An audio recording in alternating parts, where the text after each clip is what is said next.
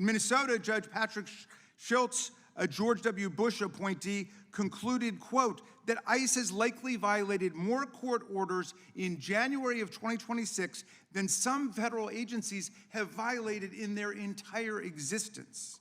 And while you make a daily mockery of our courts and our Constitution, you're treating the billions of dollars our colleagues showered on your department like a personal slush fund. You budgeted an astonishing $220 million for media consultant contracts so you can star in self-promoting photo shoots and lavish ad campaigns like this one of you riding horseback at Mount Rushmore, which was shot during last year's government shutdown. You're living rent-free in the official waterfront residence reserved for the commandant of the U.S. Coast Guard. You spent $172 million to buy not one, but 2 luxury jets for your travel, and now you're using taxpayer funds to lease a 3rd jet, a $70 million luxury 737 MAX with a queen-size bedroom in the back, a deluxe serving bar, and 4 flat-screen TVs. A big, beautiful jet paid for by the big, beautiful bill.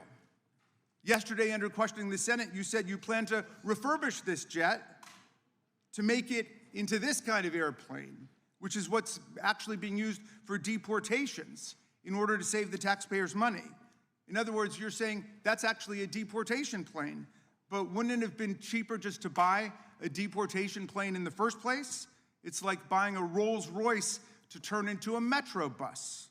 I was almost prepared to buy that story of how the jet was both for executive travel and mass deportation. And then I heard about an airborne episode of entitlement, arrogance, and contempt that I could hardly believe.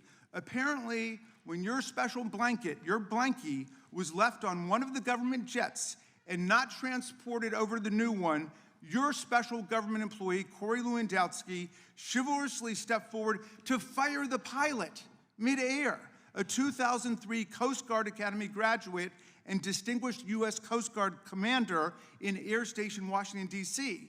But then he had to be rehired immediately because there was no one else who could fly the 2 of you on the rest of the journey back home. Secretary Noem, you're flying high now, maybe even a little bit too close to the sun.